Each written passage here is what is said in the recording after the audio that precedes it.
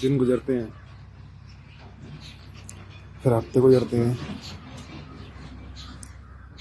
फिर महीने, फिर साल।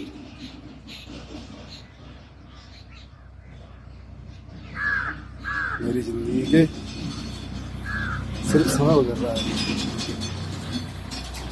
जिंदगी का सिर्फ समय गुजर रहा है और मैं अकेला अकेला ही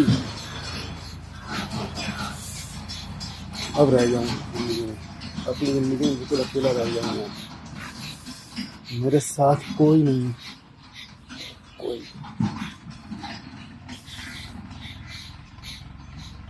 मेरा साथ कोई नहीं चाहता और ना कोई मेरे साथ जीना चाहता है।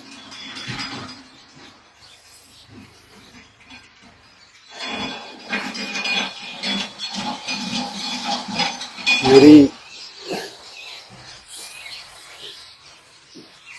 शादी हुई थी 2020 में, 24 जून 2020 में। फिर शादी हुई थी मेरी सिद्धार्थ नगर से हुई थी। आयुषी, लड़की का नाम था आयुषी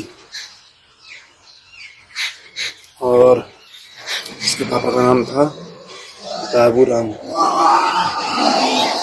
बाबूराम सिंह।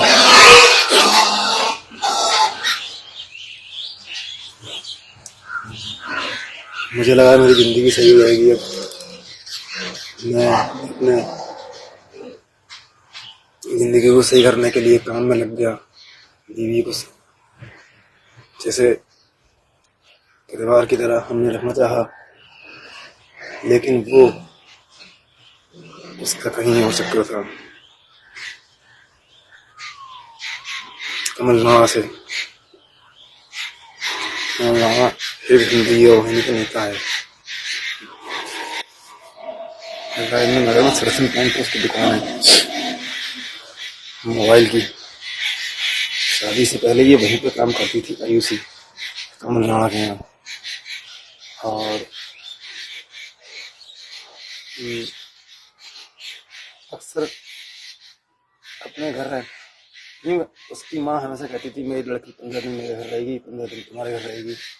मैंने बहुत समझाने की कोशिश करी, बोली नहीं मानोगे तो हम बलपूर्वक रहेंगे, हम पुलिस में रिपोर्ट कराएंगे तुम्हारी, दहेज और एक तमाम से मुकदमे तुम तो हम लाद देंगे। बहुत कोशिश करी मैंने अपनी बीवी को समझाने की, दिखाने की, लेकिन वो नहीं मानी, क्योंकि उसको तो सिर्फ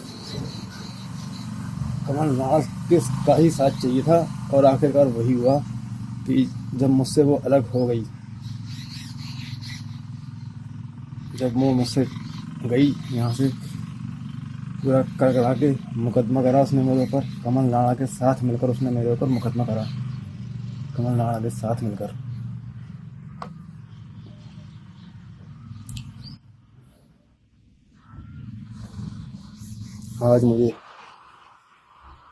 आज क्या 2022 में मैं और मेरी बीवी दोनों अलग हो गए थे 2022 में। तो उसके बाद से मैं आज तक अकेला हूँ। घर का तो रहा ही नहीं, और मैं घर पे रहता हूँ, मैं घाट पे रहता हूँ, अकेले रहता हूँ, अकेली जिंदगी गुजार रहा हूँ। जीना मुश्किल हो गया है, जीना बहुत ज़्यादा मुश्किल हो गया है, क्योंकि एक तो तमाम तरीके के मुकदमे लगे हुए मेरे ऊपर मेरी बीवी की तरफ से। इसका मुकदमा है, मेरी बीवी ने मुझे ऐसा फंसा के छोड़ दिया है। वो ये चाहती नहीं है कि मैं जिंदगी सही से जीऊँ।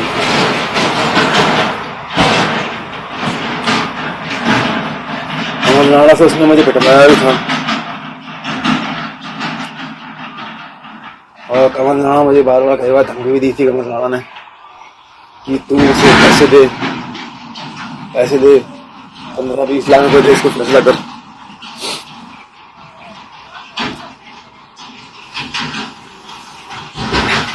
मेरी क्या गलती थी?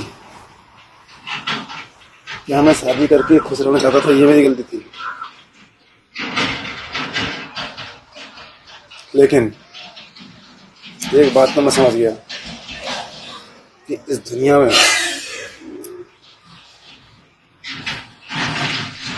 लड़के होके पैदा होना बहुत बड़ा गुनाह है, बहुत बड़ा गुनाह है, बहुत बड़ा। क्योंकि आप की कोई सुनने वाला नहीं है, ना कानून ना पुलिस।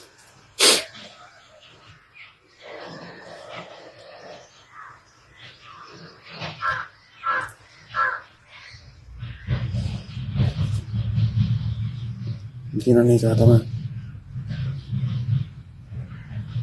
मरने की हिम्मत भी नहीं है मेरे अंदर, लेकिन क्या करूं, हालात ऐसे आ जाते हैं आदमी के सामने कि वो कुछ गलत कदम उठा ले।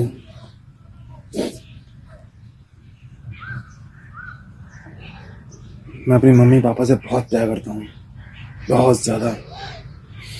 कभी भी उनको कोई तकलीफ ना हो।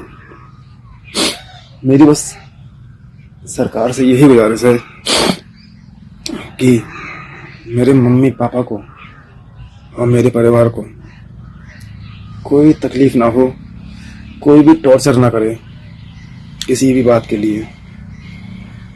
दूसरी बात, मेरे मरने के बाद मेरा पोस्टमार्टम मत करवाना।